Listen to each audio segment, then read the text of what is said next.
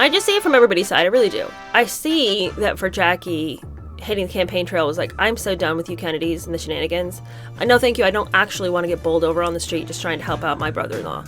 So, I can understand her being tender and just being like, it's just too much. It's too familiar. I can't anymore. It was hard for me when I did it for my husband. I'm not going to willingly get into all this. It's all of this that killed him. So I can totally understand why she wouldn't want to do it. But I can also understand Ethel being like, but you're a Kennedy, and that's what we do. And hasn't my husband been over here helping you every time you turn around, and every time you need someone, and every time you're lonely, he's there. So why can't you show up for him when he needs you in a different way other than the bedroom?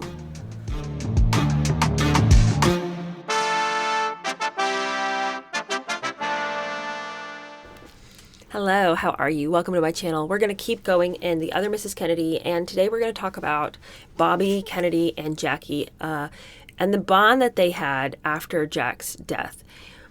I talked to you guys in the previous episode about the fact that Bobby and Jackie did develop a bond, though this book doesn't get explicit. And I don't really think that there's any explicit details to be had anywhere. I don't think that there's any love letters. I don't think that there's any full confession that the two of them had some torrid love affair. But this book certainly suggests that there was a closeness that developed to the point that Ethel was really uncomfortable and other people had begun to notice as well. So if they were being that obvious out in the open, it stands to reason that behind closed doors, when he was with her, the two of them may have exchanged more than just a pat on the back, are you doing okay, kind of thing. We'll never know. But this book definitely discusses the fact that this was hard for Ethel. And remember, Ethel's coming off of the Marilyn Monroe stuff and feeling like she was second to that bombshell. And now she's being second to this sister-in-law. And of course, in this scenario, it would be a lot easier to say, well, she did just lose her husband in a really tragic way. And it'd be a lot easier to explain away and make excuse for the fact that your husband wasn't around. But in the back of your mind, you would think, but I know he was up to something with Marilyn Monroe.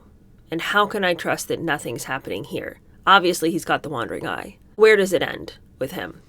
So we're going to talk a little bit about that amongst other things today. Our first chapter is called After Jack, chapter 71.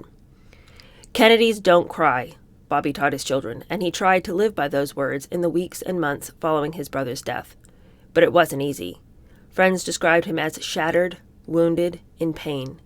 A journalist friend who visited Bobby at Justice a few weeks after the assassination was shocked at how he looked.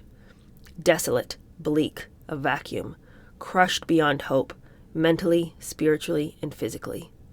Unlike her husband, who was far less simplistic in his faith, Ethel truly believed that Jack was now happily ensconced in heaven. Often, she would say that he was now looking down at them, causing Bobby to roll his eyes. "That's the wife of the Attorney General speaking," he'd mutter. But precisely because of her piety, her strong beliefs, and her devotion to her husband, Ethel, more than anyone, would help bring Bobby through the torturous aftermath of Dallas. The Skakels are pretty emotionless people, and they all were brought up by Big Ann to believe that the soul lives on after death, so Ethel felt no real lingering upset after Jack was killed, recalled George Terrian. Bobby, though, was depressed, darkly so, for the first time in their marriage. Getting Bobby back on track was the biggest challenge Ethel ever had to face at that point in her life. She came through swimmingly. The Thursday after Jack's funeral was Thanksgiving, and the Kennedys had decided to carry on with life to have an old-fashioned turkey feast at Hyannisport. It was well understood, Rose noted later, that we would go ahead with Thanksgiving as usual, with every one of us hiding the grief that gnawed on us. The Shrivers, the Lawfords, Ted and his family, along with the widow Jackie and her children, John, and Caroline, came for dinner. But Bobby had chosen to stay away, spending the holiday at Hickory Hill with Ethel and the children. That's a pretty substantial decision at that time, not to go home. And I think if I were him, I just couldn't bear pretending like things weren't different, because they are different. My brother's gone. And I just think that sitting there and just having my old-fashioned Thanksgiving feast and everyone just hiding the fact that it's different would be painful. And I'm not saying that every moment of the day had to be taken up with our sadness, but to just act like nothing's different, I feel like I couldn't get into that. At one point during the long weekend, Ethel quietly stole away and drove to Arlington Cemetery, where she briefly visited Jack's grave, standing well back from the picket fence that surrounded it so that she wouldn't draw attention. Dressed in black, wearing a veil over her face, she prayed for several minutes, a rosary in her hand. Among the hundreds of mourners who were at the cemetery, several women spotted Ethel and approached her. She quietly thanked them for showing their respect and asked that they pray for Jack's soul. Over the next weeks, Bobby struggled with his grief, but Ethel continued to prod him back toward the world. For example, she cajoled him to go to New York to represent the family at the ceremony to change the name of New York International Airport to John F. Kennedy International Airport. And at the Justice Department, a Christmas party had been planned long before the assassination for some 700 underprivileged children. Ethel persuaded Bobby to attend. With Ethel by his side, he put on as cheerful a face as he could muster, talking to the children, tasseled their hair. At one point, as someone in a tiger suit handed out toys to the children, Ethel brought over 4-year-old Carrie, who caused her father to guffaw when she said, "You're not a tiger, you're a man. Tigers don't go like that." A friend of the family watched the scene, noting later, "Without Ethel, Bobby might have gone off the deep end." Ethel also convinced Bobby to appear at a Washington orphanage Christmas party. As he stood facing the group, a little boy broke through the ranks and ran up to him, teasing, "Your brother died! Your brother died!" Everyone in the gathering froze, but Bobby lifted the youngster and held him closely and said softly, "I have another." Bobby tried as best as he could to keep in touch with the daily business of justice and the transition of his brother's administration, but it was clear he had removed himself because of his suffering, leaving the department in the hands of Deputy Attorney General Nicholas Katzenbach. One continuing concern, though, was J. Edgar Hoover, a longtime friend of Lyndon Johnson's. Bobby was still angered over the brusque manner in which Hoover had communicated the news from Dallas. Moreover, he felt that the Bureau was again running without oversight now that Jack was gone. Rumors of all kinds were flying about the escalating feud between Hoover and Bobby. One even had Ethel claiming that Hoover had bugged Hickory Hill so that the new president could listen in on Bobby's most intimate conversations. In late December, Bobby and Ethel left Washington for Palm Beach, where most of the clan had gathered. Ethel even managed to convince the grieving Jackie, who had come down with her children, to go shopping with her on Worth Avenue. But when a crowd gathered, they ducked into a car and returned to the Kennedy home. By the start of the new year, Bobby had begun to emerge from the darkness that had engulfed him, but the changes in him were noticeable. Gray now showed in his thick, light brown hair. He'd lost a considerable amount of weight. He appeared more reflective, less aggressive. In January, accompanied by Ethel, Bobby surprised friends, family, and colleagues by agreeing to undertake a diplomatic mission to Asia, where he spoke to large groups of students in Japan and Manila, a trip that Jack had planned to make. After his talk in Manila, Bobby was mobbed by cheering students. "It really wasn't for me," he said of his reception, his eyes welling with tears. "It was for him." For Ethel, the trip seemed no different than their world tour in those heady days shortly after the inauguration 2 years earlier. She was inexhaustible, jubilant. In Kuala Lumpur, she visited an orphanage and gave out candy. She spent time with hospitalized Aborigines.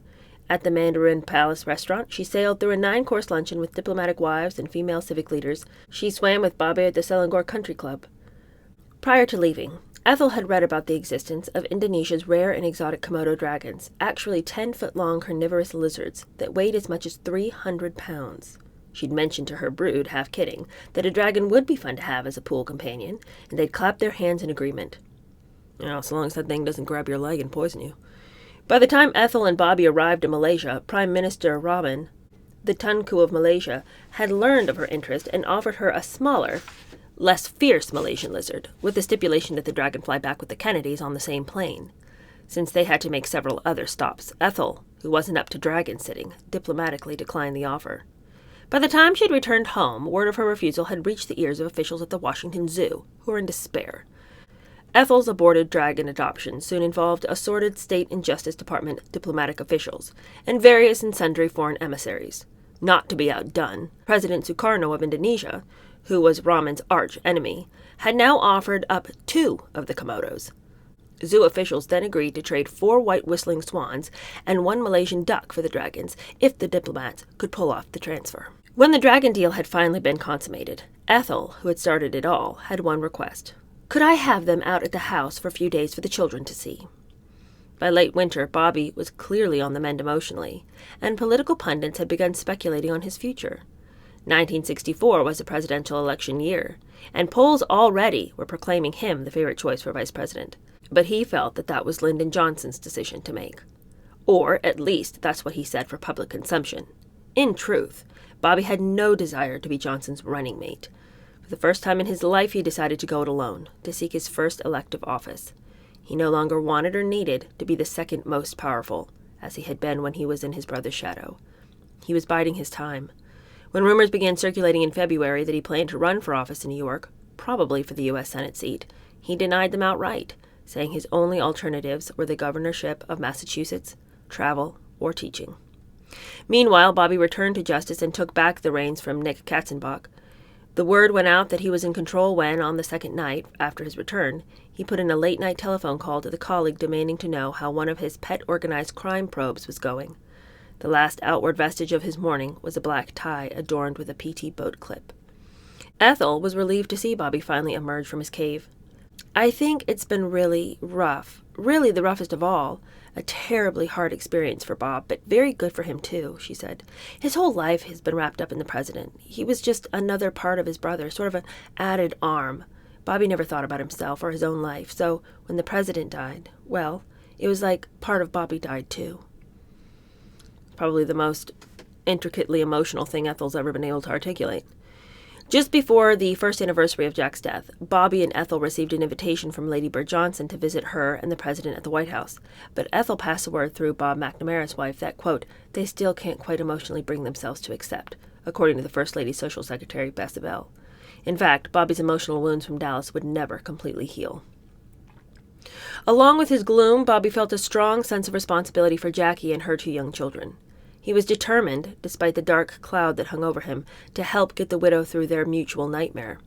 In order to accomplish this, Bobby began spending an extraordinary amount of time with Jackie, which did not go unnoticed by Kennedy family members, friends, and observers. Rose, for one, was well aware of Bobby's attentiveness. Later, she would describe him as Jackie's, quote, main pillar of strength, advisor, protector, confidant. She had no really close male kin, so it was natural and fitting that she would turn to Bobby in this time of sorrow and reconstruction in her life.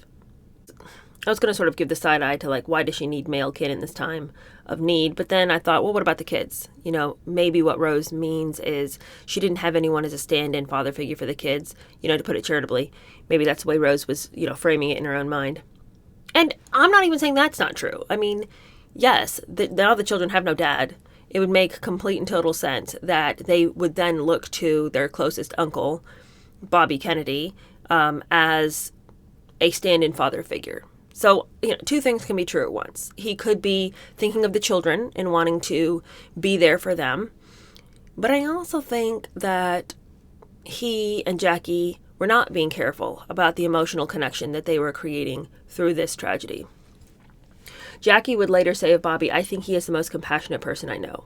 And let me just say, if you're in the depths of despair and somebody reaches out and is super compassionate and understanding to you, and let us not forget that while I do think Jack and Jackie had a special bond in their marriage, it certainly wasn't the sort of marriage where Jackie felt like she was his one and only. You know, I think that they had lots of similar interests, and I think she helped him in a lot of ways, and I think he looked to her as this person who was very advantageous to have been married to. Politically, she was very smart. She was beautiful and stunning, and, you know, lots of positive things were written about her and her style and her fashion and the what she did for the White House. I mean, she came in and she was an excellent first lady, and definitely a wonderful public figurehead. But I don't think Jackie ever felt like Jack had eyes only for her, and because he didn't. And I don't think that Jackie would have felt as though she couldn't have given her heart very easily to someone after his passing, because I don't think she ever felt like she had his full heart. And I wonder how much she held of herself in reserve, so that when he passed, she was losing her husband, her, you know, protector on paper, her children's father, but was she losing her lover? I don't know. So it just seems like it would make it a lot easier for somebody to sort of slide into that position, because I wonder if there was room in her heart for somebody to show up there. The press, keeping a close eye on the former First Lady's movements, noted that just 4 months after the assassination, Bobby had accompanied Jackie from a ski vacation in Stowe, Vermont, to Antigua. Ethel, who had been scheduled to go with them to the Caribbean, canceled her reservation at the last minute and returned to Hickory Hill. Now, that's weird. Ethel went everywhere with Bobby. Why would suddenly now Ethel go, not with you two, I'm not going? You know, It's interesting. Meanwhile, in Washington, Bobby had been sending Ethel home from evening social engagements so he could escort Jackie back to her place. Major side eye, you guys. Why are you sending your wife home? Why couldn't the two of you escort Jackie home? Why do you need to send your wife home first so that you can take the grieving widow back to her place and then stay on? What do you need to tuck her into bed, give her, a cup of warm milk, pet her head and turn on the night-night music? And what's going on here? It was apparent to many that Ethel, always extremely possessive of Bobby, had become unhappy with the situation. "He's spending an awful lot of time with the widder," Eunice said to Ethel one afternoon while getting their hair done at Elizabeth Arden in Washington. As one friend put it years later, "I know Ethel was very pissed about all the attention Bobby was giving Jackie, but she was a good sport about it." Mary DeGrace, who worked for Ethel in Hyannisport, said that during this time there was visible tension between the two women. One evening, Ethel briskly left the dinner table when Jackie entered the room. In the summer of 1964, Jackie moved from Averell Harriman's Georgetown home that she had been occupying since the assassination to an apartment at the Carlisle Hotel in New York, where the Kennedys had maintained a residence for years. A Washington writer who would work in Bobby's Senate campaign recalled seeing Jackie and Bobby together in a banquet in the hotel's piano lounge. Stanley Tredick, who had photographed the Kennedys for Look over the years and had become a friend of both Bobby's and Jackie's, observed later Bobby was getting a lot of criticism for spending so much time with Jackie. Once he looked at me and said, "She's lonely." In the end, Bobby and Jackie pulled themselves out of the malaise they shared. Once that happened, life for Ethel returned to a semblance of normality. Chapter 72, To the Senate.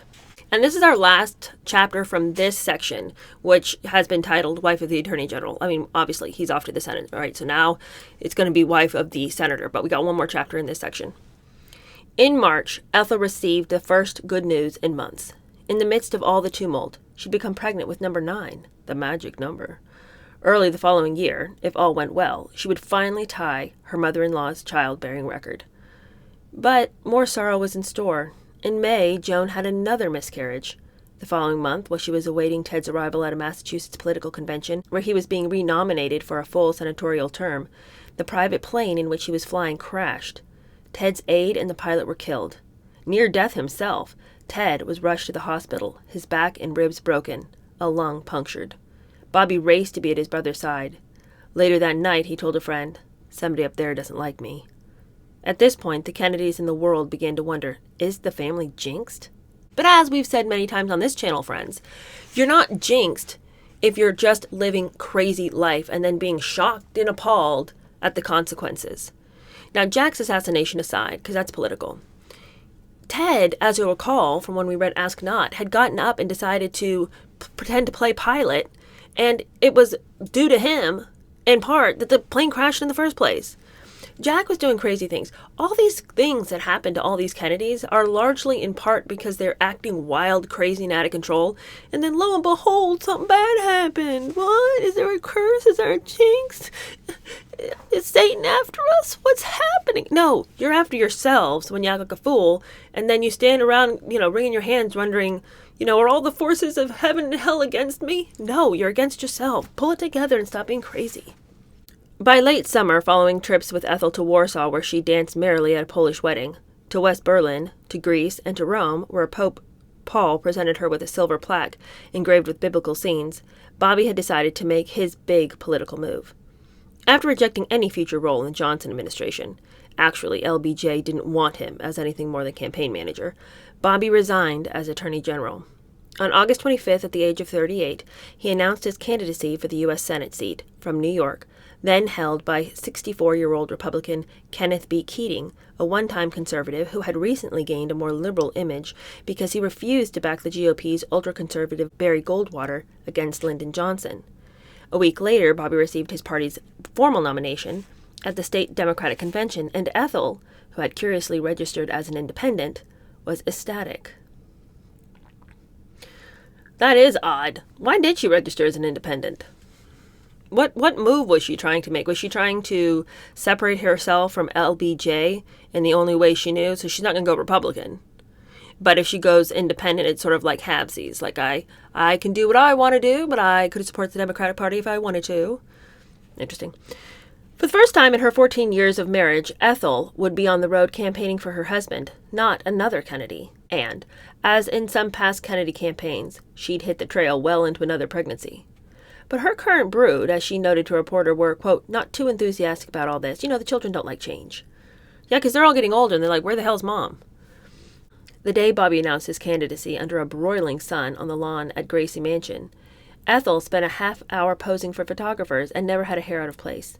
She said she found being a political wife very mixed up and crazy, but very enjoyable. Bobby immediately hit the campaign trail. Ethel wouldn't see him for another 2 weeks when she was shocked to see the toll the campaign had already taken. He'd shaken so many hands that his own right hand had become swollen and tender. Is that why his right hand was swollen and tender? Interesting. I didn't know you could shake hands that many times. That your hand was physically altered in its wellness. You learn something new every day. Bobby's advisors felt that Jackie would make a wonderful asset to his campaign, but he had rejected every idea, ranging from the former First Lady's appearance on TV campaign spots to being at his side when he went to church. Yeah, I don't think that's a look. She was somebody else's first wife. Do you know what I'm saying? Like, you have a wife to help you out, and I don't think she needs to be at your side when you're attending church. I don't think that she needs to show up in the campaign spots. Because, I'm not saying like once or twice wouldn't be crazy, but like, I don't think she needs to be with you. Because I think there was too many questions going, like, I think there was too much gossip and well-known gossip at the time that Bobby and Jackie were being seen together. And I just think that it would have seemed a little murky to have her and him and then poor little Ethel off to the side as they all go into church together. Like, what's going on, you guys? Do you guys need to hit the confessional before you hit the pew? Anyway, Ethel noted that while other members of the Kennedy family would campaign for Bobby, Jackie would not because she was still in mourning. Jackie, however, did offer advice to Bobby, such as how to smile his way through a long day of campaigning. You could turn on a very low-level smile, she said. It's the really broad smiles that tire you out. A gentle little smile would wear better. Jackie had wanted to attend some of Bobby's rallies surreptitiously, and had even discussed with him the possibility of wearing a wig or a turban, but that was ruled out. At one point, however, she did show up at Bobby's campaign headquarters and was almost knocked to the ground by a surging crowd of several hundred admirers and dozens of photographers. Despite her offer of support, Jackie had had it with Kennedy political circuses. She wanted to spend time deciding on her own future. Privately, Ethel was furious with her. Later, Ethel would only say, Jackie could have helped Bob get a lot of votes. Everyone knew that. And Jackie would do anything for Bob and offer to do anything that would help. But we couldn't ask her or let her go through that. It would have been too cruel. It would have brought back too many memories. Jacqueline has suffered too much already. Okay, well, I'm sure Ethel was furious, because here she has been stomping the pavement with her gigantic belly, and she's been, handing out 1,000 cups of tea, and she's been, giving her little campaign speeches and pep, and all of this. And then Jackie, who has been taking all of her husband's time long into the night, and on all of these various times, he's chosen to spend time with Jackie rather than Ethel. And now when they actually need her presence, she's like, it's hard though. And the thing is, it would have been hard for Jackie, That's why I'm saying that I don't blame her for not getting involved. But at the same time, if I were Ethel, I would think, oh, you're going to help him, will you? You say you'll do anything to help him. Well, when we really need your help, you can't, no help can be found from you. But when you need somebody to come put you to bed, then, you need Bobby by your side. When is he ever going to get back any of this time he spent with you and taken away from me, is what I would have thought if I were Ethel. When are you going to pay me back for taking my husband away from me all these nights? You could help him get into office. And now suddenly you can't be found.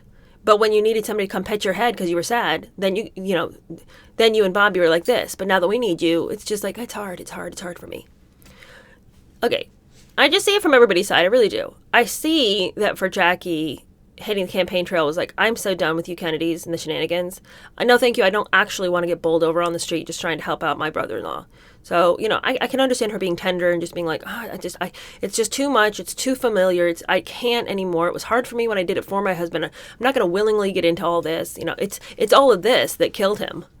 So I can totally understand why she wouldn't want to do it. But I can also understand Ethel being like, but you're a Kennedy, and that's what we do. And hasn't my husband been over here helping you every time you turn around, and every time you need someone, and every time you're lonely, he's there. So why can't you show up for him when he needs you in a different way other than the bedroom?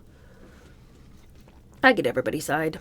As soon as the campaign got underway, Bobby was immediately branded a carpetbagger by elements of the press and his political rivals, with good reason. His only claim to residence in New York at the time of his announcement was the Kennedys' elegant three-bedroom suite, 11E, at the Carlisle. At campaign stops, he faced hecklers carrying signs that read, "Get a road map and go home," "Carry me back to old Virginia," and "Take your carpet and bag it." Unflinchingly, he declared, "I shall devote all my efforts and whatever talents I possess to the state of New York." Ethel branded the charge a false issue. "Bobby spent more of his life here than anywhere else," she claimed. "He's no Johnny-come-lately to the state of New York. He spent 20 of his first 28 years in New York. He went to school in Riverdale and Bronxville." She also pointed out that she considered herself a New Yorker, by adoption, because she had once lived in Larchmont and Rye. Ethel pledged that if Bobby was elected, her ninth would be born in a New York hospital. If Bobby lost, she'd give birth in Washington. Okay, thanks for staking out your territory with your birthplaces. In order to give the public and the voters the perception that they were actually becoming citizens of New York, and to establish the required formal residency for candidacy, Ethel and Bobby signed a 2-year lease on a 130-year-old white-frame, 25-room French provincial and Chippendale furnished estate called Mary Mead in Glen Cove, Long Island. Oh, what a tragedy for them. How hard for them to have to stake out their residency in such a depleted fashion. The Kennedys' New York manor sat on 5 acres, with an 80 by 40-foot swimming pool, a 2-story playroom wing, complete with a kitchen and spiral staircase leading to the children's bedrooms, and a separate playhouse. But Ethel had already enrolled the children in classes in the Hickory Hill environs. In actuality, the Kennedys spent little time at the Glen Cove estate. Except for campaign and media events, they were mostly at the Carlisle or in Virginia. Can you imagine just having so much money that it's like, well, let's get a second mansion, just for show. We've got to make people believe that we're from New York, so let's lease this gigantic house with all the trimmings and the fixings and the elegance, fully furnished. And, just have it for photo shoots and stuff, when we need it. Can you imagine having a second house for photo shoots? My goodness. The filthy richness of it. While Ethel claimed that she disliked speaking publicly, she always came alive and turned in stellar performances. Ethel also thrived on the recognition factor of being a Kennedy in the national spotlight. "She sure did enjoy her power," said a pal. She liked the idea of people turning round and pointing and saying, "That's Ethel Kennedy." She ate it up, although Bobby's going to come to really despise it. A reporter who had followed Ethel on the campaign trail in New York also noted her self-assurance. She talks about the things she knows best, children and families, and when she refers to her husband, it's unaffectedly Bobby, not Mr. Kennedy, or the next senator of this great state. On the campaign trail, she's very much in charge. Ethel generally got along well with the press. The only thing that seemed to aggravate her was when the reporters used the word condition to refer to her pregnancy. Why is it that the English language is so poor that we have no graceful way of saying someone's expecting a child? She demanded of one journalist. Ethel was in her second trimester when she hit the bricks for Bobby, showing up at rallies in chic but simple maternity dresses, a wonderful campaign tactic. She claimed she wrote her own speeches, submitting them for approval to Steve Smith, Bobby's campaign manager. "I deliver the speech by phone to him, and he criticizes my diction as well as the content." On a street in Brooklyn, she mounted a sound truck and told a crowd of more than 4,000, "You'll help him, and he'll help you later." At the 7th annual Steuben Day Parade on Fifth Avenue, Ethel candidly confronted Bobby's adversary. "Shame on you for calling my husband bad names," she told Keating, rubbing one finger against the other, as a child would. Little elf-like Ethel Kennedy comes up to you and chides you doing this business. Can you imagine? It'd almost be a little scary. At another stop, the very pregnant Ethel said that the only time Bobby was stumped by a question was when a Columbia University student asked, "What do you intend to do about the population explosion?" She said Bobby looked at her and was at a loss for a reply. At the Rockville Center Diocese, 1,000 waving autograph-seeking nuns turned out to hear Bobby speak and to see Ethel. When Bobby was about to leave, he saw Ethel surrounded by a mob of nuns. He watched for a moment while Ethel continued to sign her autograph. Finally, he had it. "Ethel, let's go. I'm the candidate." When she wasn't stumping for Bobby on the streets of New York, she was holding massive campaign teas and coffee clutches at the house at Glen Cove to stimulate Democratic women's interest in Bobby's candidacy.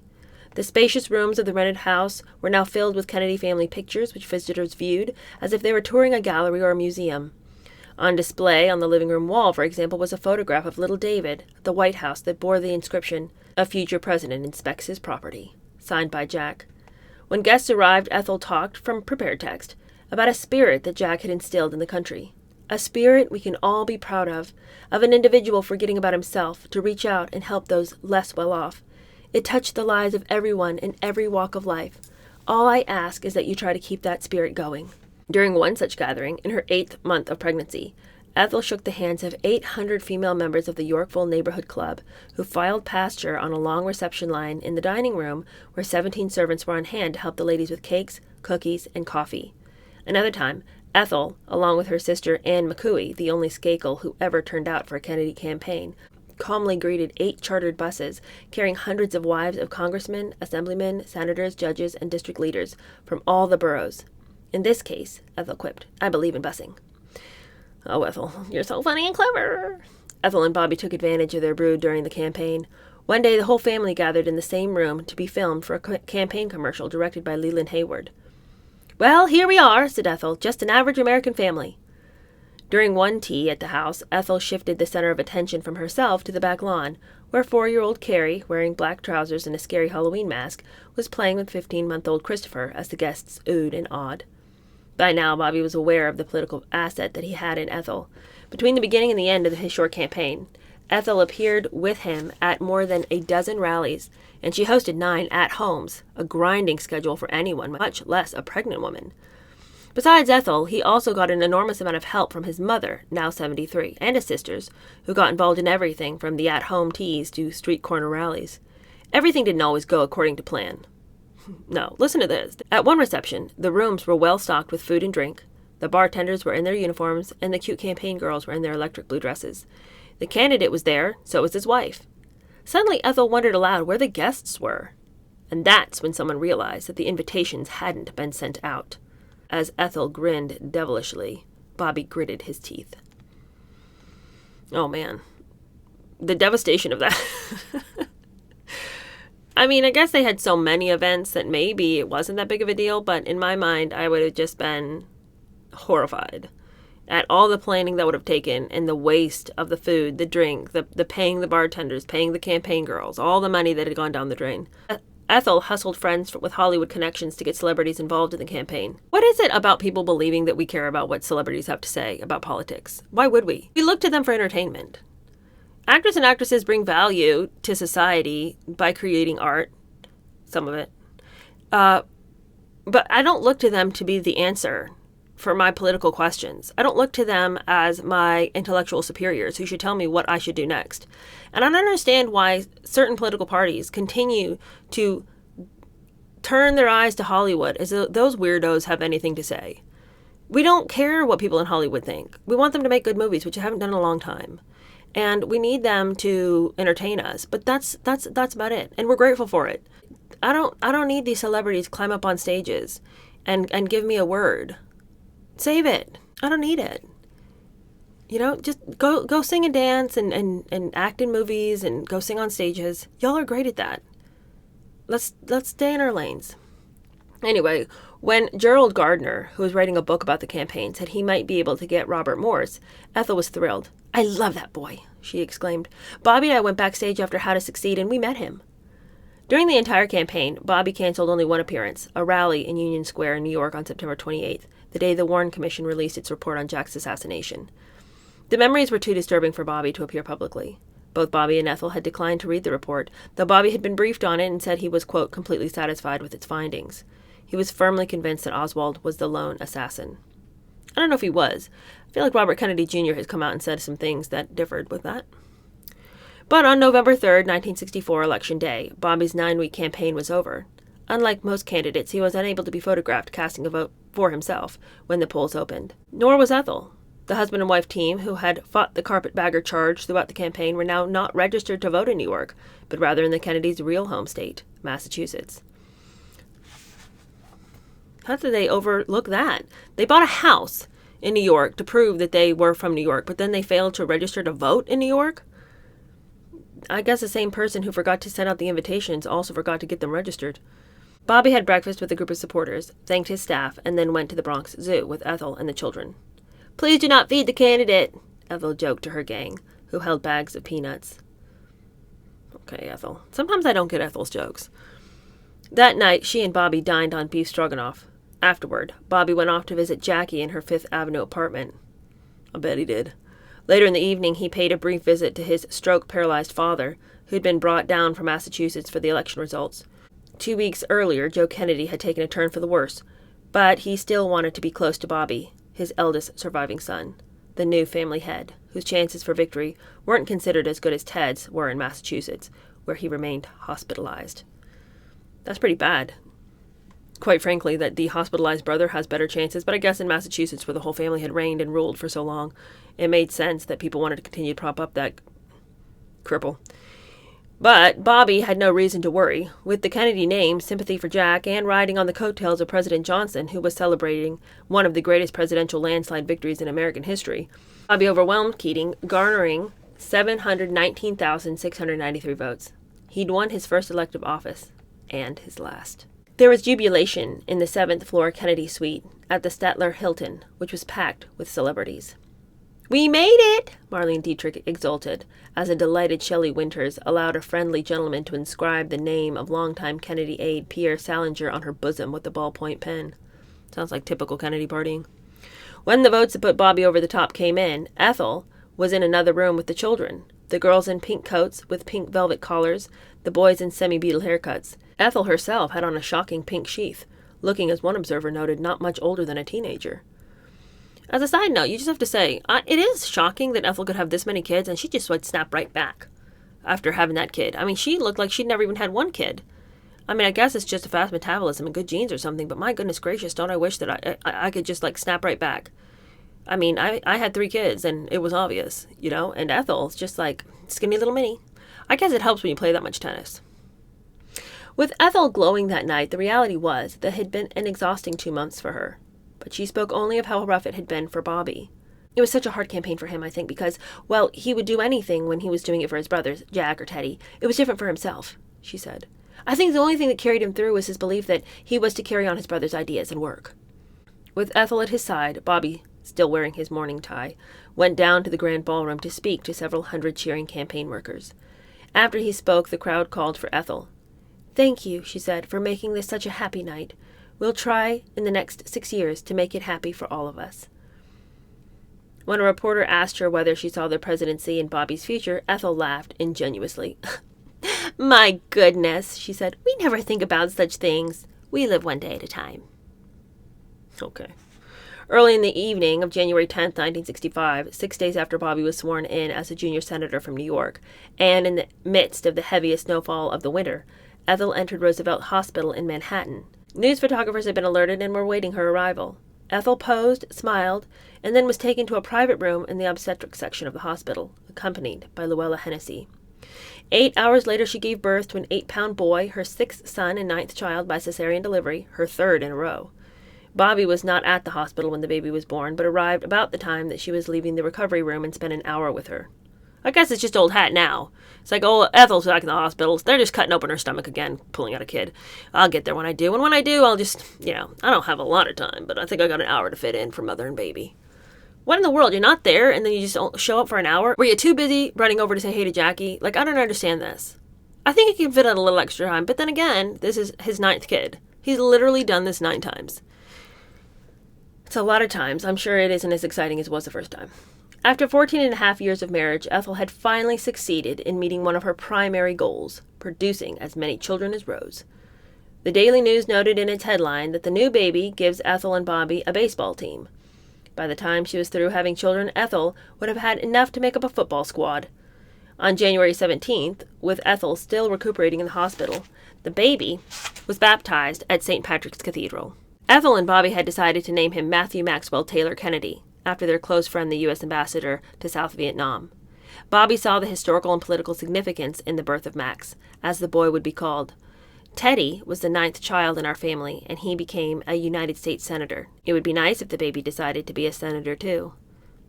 Okay, let's not hold our breath on that one. 2 days after the christening, Ethel left the hospital, promising to be back very soon. "Children," she said, "are cheaper by the dozen." Oh, Ethel and all her little jokes. Okay, that's the end of that. In the next section, we're going to be talking about life as a senator's wife, but of course that's going to come with all of its own issues. And then, obviously, He's going to run for president, and we all know how that ends. So stay tuned for more drama because the next chapters are definitely going to bring it. Thank you guys so much for watching. Thank you for staying tuned in. And comment, what do you think was really going on with Jackie and Bobby? Do you think it was really just him compassionately wanting to be with somebody who understood his sadness? Or do you think that something more had developed between the two of them? Do you think that there was something shady going on? Or do you think that that's just a bunch of people who need to calm down and stop assuming the worst? Which is often what I need to do.